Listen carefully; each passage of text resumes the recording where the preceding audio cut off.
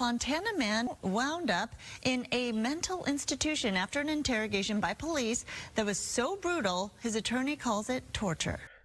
Hello, everybody, and welcome once again to another episode of the Junkyard News.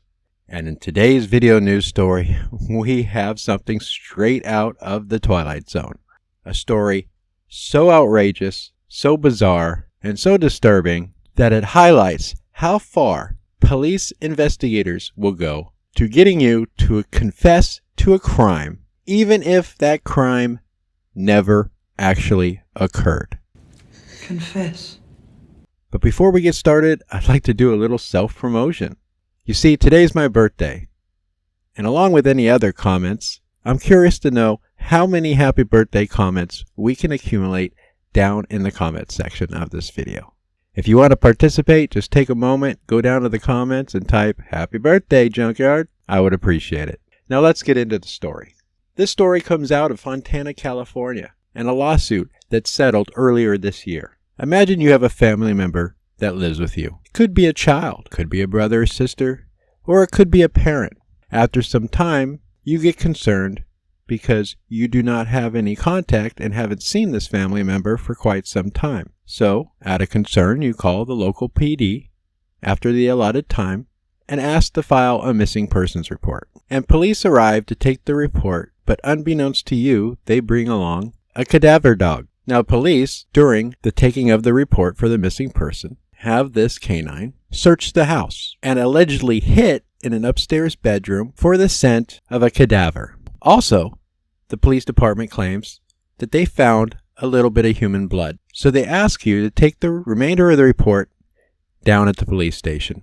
And you, wanting to finish the report and have them search and find your loved one, say no problem. And you accompany them down to the police station to give them any and all information that you know of and you have to help assist them in finding your beloved family member who you are very concerned about. But the police think that you yourself harmed your loved one, and this is all a ruse. That's what happened to Thomas Perez Jr. of Fontana, California. You see, he reported his father missing, but Fontana police accused Thomas of killing his dad, and after intense pressure, actually got him to mentally break down and admit to killing his dad. 17 hours in a little interrogation room, berated, barraged with questions and accusations. 2 detectives mentally tortured Thomas Perez Jr. 17 hours cooped up in this tiny little room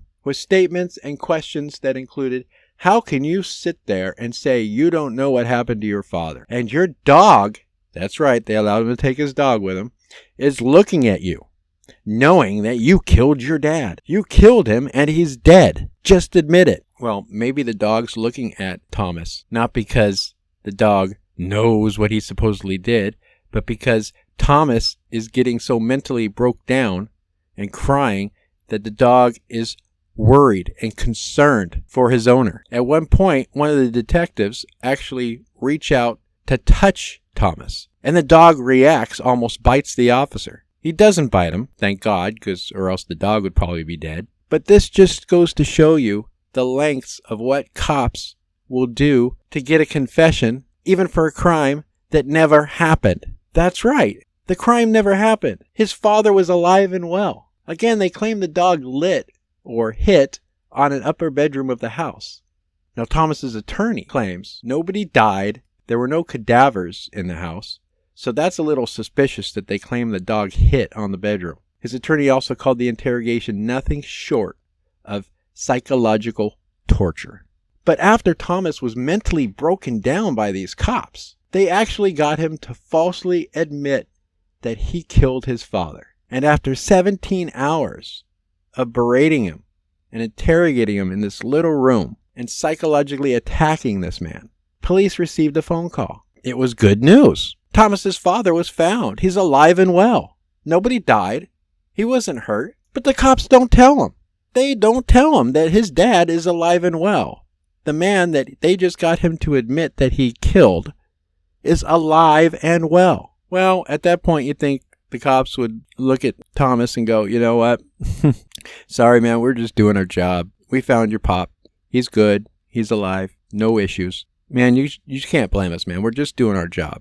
All right? But they don't do that. What they do is they know what they just did to this man. They know what they put him through. And because they didn't want him to speak to anybody or talk to his family members, again, they don't tell him his dad's found. They don't tell him his dad's alive. What they do is they sneak him off to a mental institution.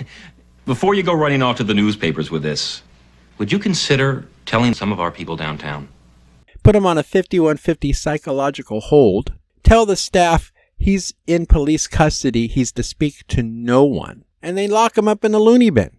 Now, Jerry Steering, his attorney, did file a civil rights lawsuit in federal court against the city of Fontana. And the suit was settled earlier this year for only $900,000. Even though $900,000 is a nice chunk of change. But for what they did to this man, and then illegally and unlawfully put him on a 5150 hold and stuck him in a mental institution because they didn't want the word to get out of what they just did to him, and they tried to hide him, I think a jury, a very sympathetic jury, when this was all shown in court, most likely would have given him a hell of a lot more. But we don't know Thomas's mental state. It may have just been after a few years, look, I could use that $900,000 minus attorney fees or whatever. Just let's put this behind us. I'll take the cash, you know. Maybe he mentally didn't want to go through an actual trial and have to relive everything. What I do know is I have a very strong feeling that a jury would have most likely bankrupt Fontana PD and the city, or at least their insurance carrier. This is outrageous. But the city of Fontana, who settled for the $900,000, of course, admitted no wrongdoing. The Fontana Police Department did not admit any wrongdoing. All they did was issue a statement on their website stating that the settlement was simply a business decision that would save the city time and money in the long run. Here's a news clip about this story. Comment what you think below. And don't forget, it's my birthday. How many happy birthdays can we get on this video in the comment section? Thanks again for watching this episode of the Junkyard News. Be careful, people. Next video that you see, we could be talking about you in the next one. A Fontana Thanks again. man wound up in a mental institution after an interrogation by police that was so brutal, his attorney calls it torture. It did happen, Thomas. Oh, God. It did happen. You killed him. And he's dead. For 17 hours, Thomas Perez Jr. was questioned by two Fontana detectives.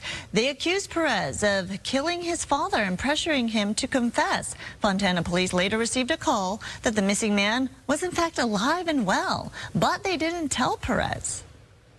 They don't tell him. They put a 5150 hold on him. They have him take him to the mental hospital and tell the people at the mental hospital that he's in an in-custody hold, that nobody's supposed to talk to him. Perez's attorney filed a civil rights lawsuit against the city of Fontana. That suit was settled for nearly $900,000. The city, however, admitted no wrongdoing by the police department.